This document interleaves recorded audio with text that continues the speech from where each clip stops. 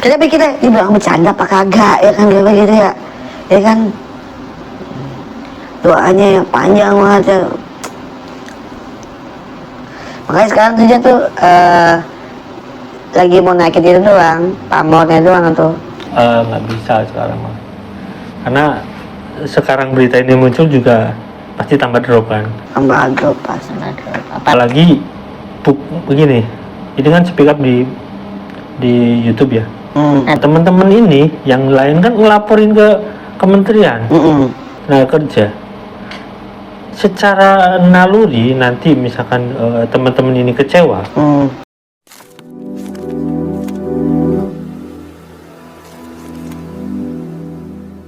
yang laporin nih kecewa ternyata nggak dibayar, dia pasti akan ngomong di media dengan sendirinya.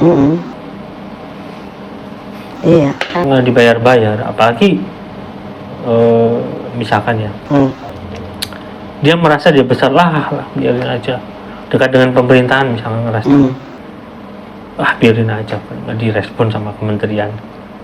Kan lama-lama sih orang ini tambah kecewa pasti akan ngobrol di TikTok lah, kayak gitu.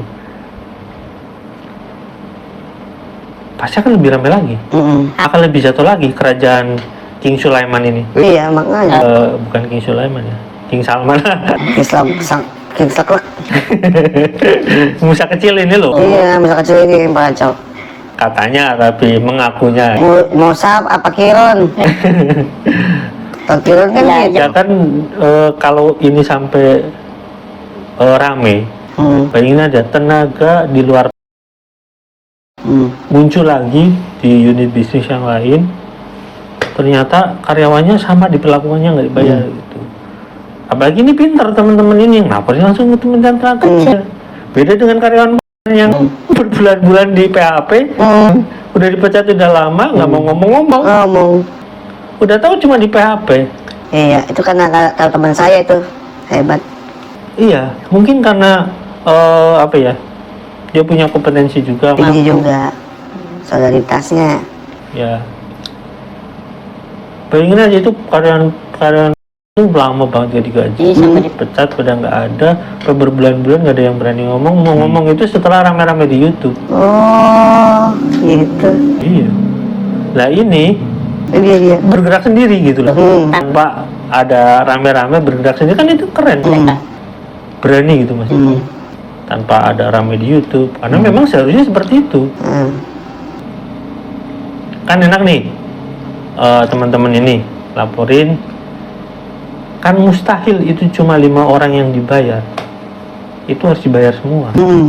Kalau itu 5 orang yang laporin ke kementerian dibayar, otomatis yang lain itu misalkan ini kan polanya kayak gini.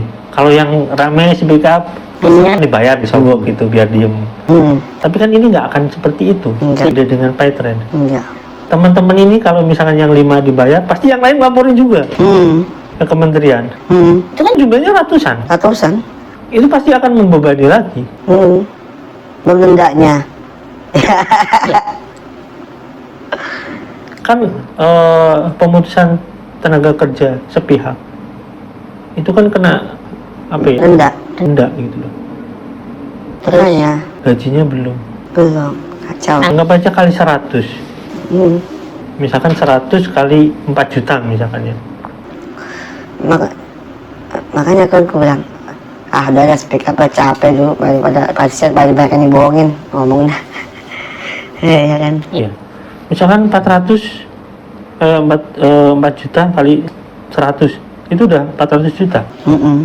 Sementara orang ini suruh bayar, kalau nggak rame di media dia nggak mau bayar. Tuh dia orangnya begini bang, makanya dia ngaku sendiri kan, pernah. Iya, dia ngaku dia susah bayar utang. Susah bayar utang, di mana utangnya, bingung. Sedangkan yang dia pusing punya utang ya kan, yang bawahnya juga ya, yang bawahnya siap kabur, bisa kabur juga, kapan tahu kabur bisa kan. Kalau kayak gitu kan bisa kabur, ya kan? Pak Haji apa bisa, rumahnya kecil, rumahnya gede banget. Pak Haji dulu biasa aja, orang biasa aja kan, sekarang. Nah, itu kan dia pegang koperasi karena dia ketuanya di koperasi. Ya mungkin ya selain yang masih itu yang dapat dari patungan usaha, pasti dia pegang kartu lah karena bisnis itu jalan bareng dengan operasi itu. Mungkin ini nggak berani dipecat atau yang lain nggak berani dipecat karena kartunya ada. Iya. Lagi pula dalam keuangan dan koperasi itu ada uang santri juga kan, uang Uang santri mungkin besar ya. gede pak, gede banget orang kaya. Orang-orang kaya nyimpen uang kan Koperasi. juta lah, pasti lebih.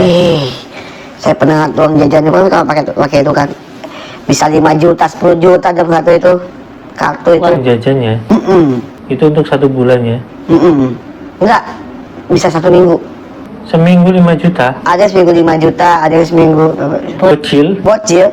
seminggu 5 juta. Ada orang di unit aja itu bisa dapat 10 juta, dapat 15 juta. Satu kartu. Iya, misalnya satu DK uang jajannya itu segitu. Enggak, satu kartu. Oh, itu anak-anak kan pegang kartu nih.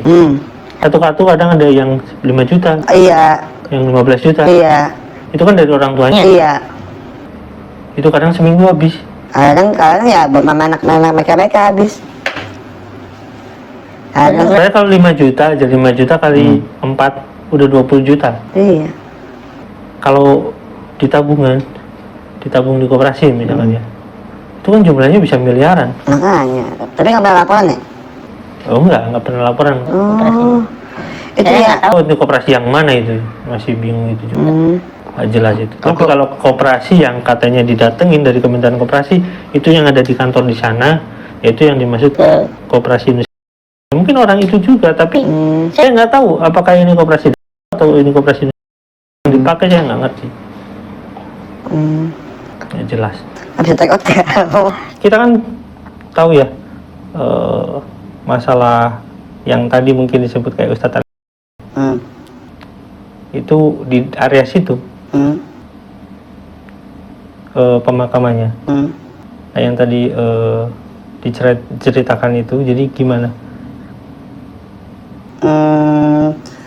Di makam sehari itu sekarang jadi tempat usaha. Ada semacam kayak buku-bukunya tentang dia, sejarah kehidupannya tentang dia, semuanya. Jadi orang yang mau ziarah makam itu ya harus, ya kadang-kadang suka mampir beli buku-buku di situ. Kadang-kadang juga ada orang ziarah dibawa di situ, sama kiai dibawa, sama UIM itu dibawa ke situ ntar lah. Tapi kalau tiap ada acara ziarah itu pasti siapin makanan apa macam-macam. Acara makan-makanan itu adalah ya, tapi saya nggak tahu itu bayar apa enggak, karena kan tuh sifatnya dia lah ya kan. Tapi dari pihaknya pesantrennya itu bayar ke pihak bisnis, nah gitu. Tapi si ini pertanyaan itu adiknya Syekh Muhammad itu dia tahu nggak kondisi? Nggak tahu. Jadi apa ya, makamnya itu dijadikan lahan bisnis gitu? Nggak tahu. Nggak tahu. Pernah ke situ nggak?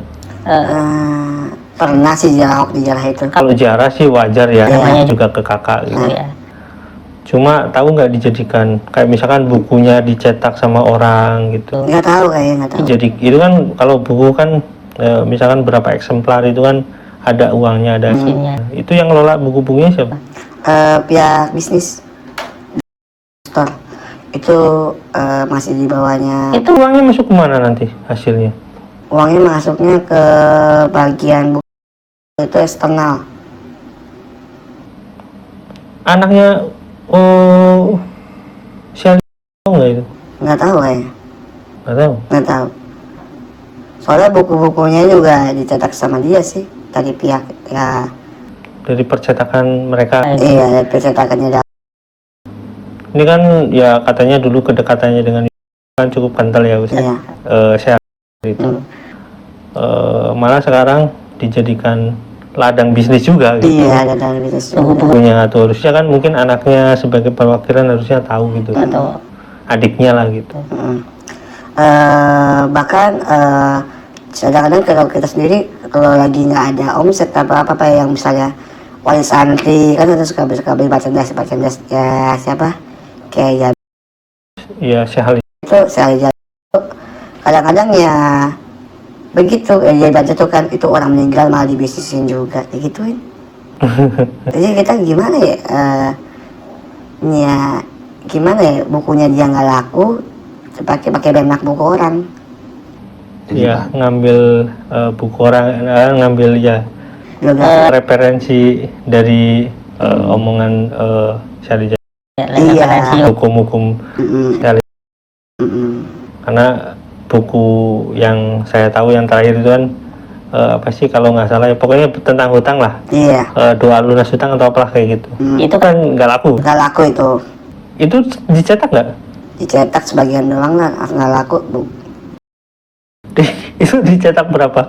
Nggak tahu kita berapa 200 sama 100 piece percobaan tapi kan yang beli Itu di mana?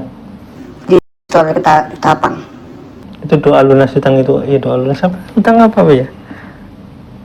Pokoknya itulah ya. Iya itu udah sempat keluar berapa coba sampel Itu dong. kan di apa namanya? Di Playstore dijual murah gitu. Iya. Itu untuk itu. Terus di Instagram di-upload juga. Buku itu nggak laku. Jadi sekarang jualan bukunya Syahri laku. Aku ada yang beli tahu nama dia. Ya kalau ya wajar sebenarnya kalau saya dikunjungi sama jamaah gitu ya. Karena kan memang kita tahu lah Syahri itu kan ya penghafal Quran, juga taat dengan syariat. Iya. Setahu pandangan kita jadi banyak penggemarnya padahal dia kan banyak utang nggak lunas Bang Lunas utangnya banyak. tapi dia jualan doa Doanya. itu jadi apa ya membisniskan doa itu kan Iya, bisniskan doa parah banget itu karena bisnis bukunya nggak laku jadi jualan buku orang lain orang lain, terus foto-foto orang lain, fotonya orang lain. fotonya dijual juga Iya, kayak foto-foto kayak bingkai-bingkai kata-kata gitu ya, kata mutiara gitu. Terus tentang buku-buku dia, terus kayak visi dia. itu emang dekat dari makomnya Deket. Bahkan pas itu kan sempat direstorasi kan. di restorasi Iya, restorasi dirapihin lagi dikasih meja buat gitu ya, buat apa ya? orang berdoa Berdoa di situ. Kadang-kadang juga santrinya dipanggilin sama dia buat ngaji di situ. Orang luar juga ada kadang-kadang orang luar, ya kan. Tapi pas ada kayak jamaahnya dia itu keluar datang itu ya kan. Dulu kita sudah siapin tuh makan makanan doang atau apa macam-macam udah siapin. siapin biar laku gitu bisnis intinya Bisnis.